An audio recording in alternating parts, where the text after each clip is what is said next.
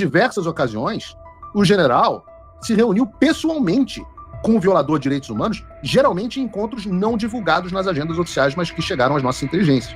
O que caceta faz o comandante do Exército, que é subordinado ao Poder Executivo, em múltiplos encontros com o ministro do STF? Vejam se estão inscritos no canal.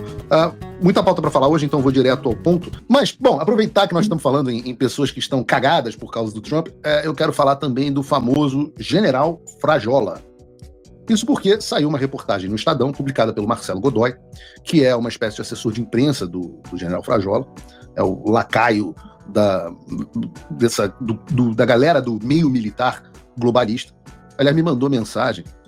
Paulo Figueiredo, aqui é Marcelo Godoy do Estadão. Eu falei, Marcelo Godoy, eu sei quem você é. Fica tranquilo que eu sei bem quem você é. Aí o que ficou sem graça.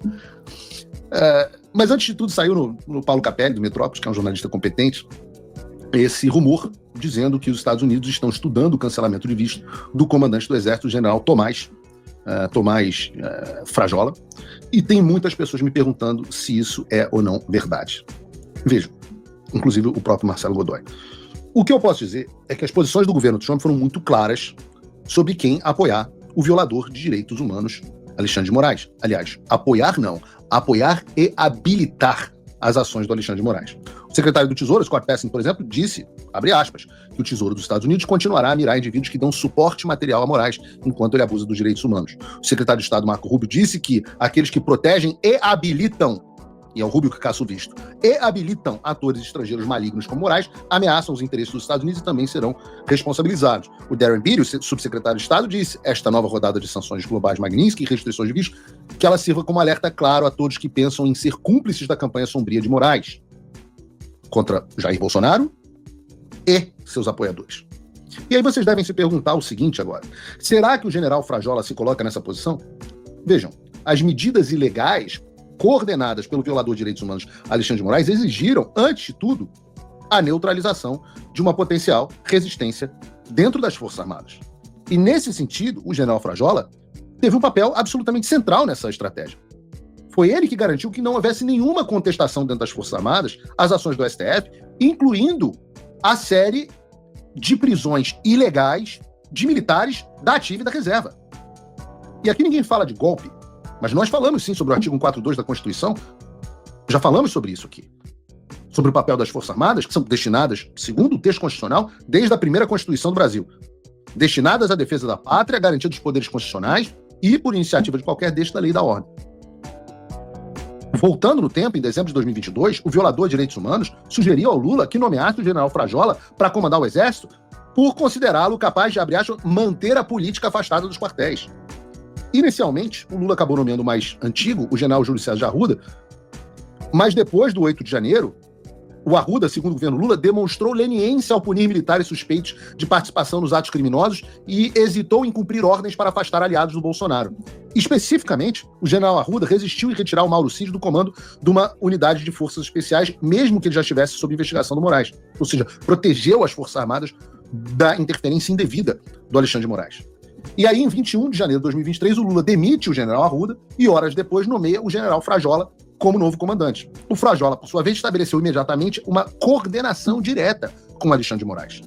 Em diversas ocasiões, o general se reuniu pessoalmente com o violador de direitos humanos, geralmente em encontros não divulgados nas agendas oficiais, mas que chegaram às nossas inteligências. Ora, e você deve se perguntar, o que caceta faz o comandante do Exército, que é subordinado ao Poder Executivo, em múltiplos encontros com o ministro do STF? Como se não bastasse, na gestão Frajola, o Exército, envergonhado, humilhado perante a nação, adotou também diretrizes explícitas. Militares presos por ordem judicial são imediatamente afastados das suas funções. Antes de promover pelo menos um general, o general Richard, do qual também conhecido nosso aqui, o próprio Frajola resolveu consultar o Alexandre.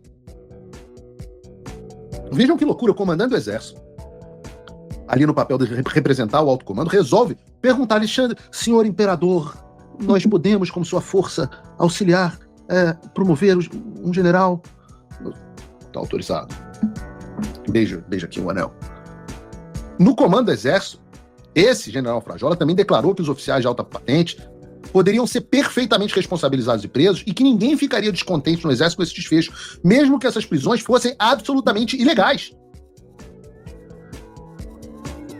Fora as milhões de vergonhas, nós vimos, por exemplo, né, o caso do coitado do Coronel Rafael, o advogado, falando, meu cliente não pode usar a farda no interrogatório. Não pode. Por quê? Porque eu tô decidindo que não pode, pô.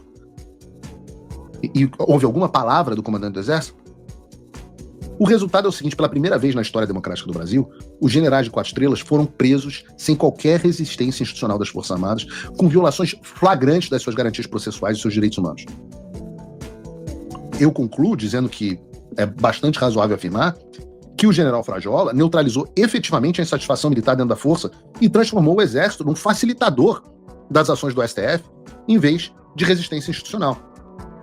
Sabendo de tudo isso, eu acho que o general Frajola, talvez, se coloque muito bem na categoria de habilitador e ajudante do violador de direitos humanos Alexandre de Moraes.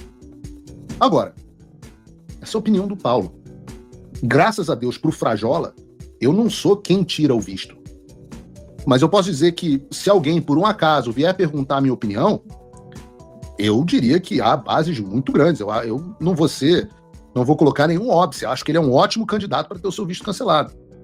E eu vou parar por aqui, porque o meu intuito não é ameaçar ninguém.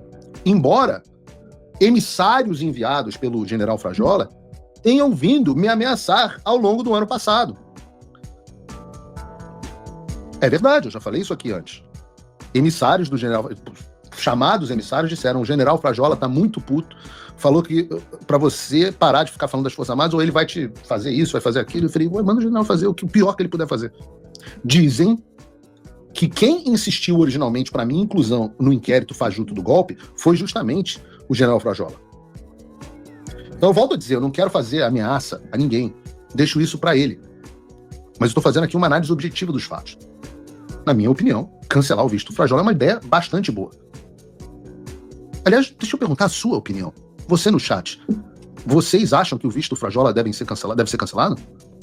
Olha, dizem para mim que um genro dele, um certo major de cavalaria, e eu vou preservar aqui o nome, tá aqui nos Estados Unidos, em West Point, na academia militar.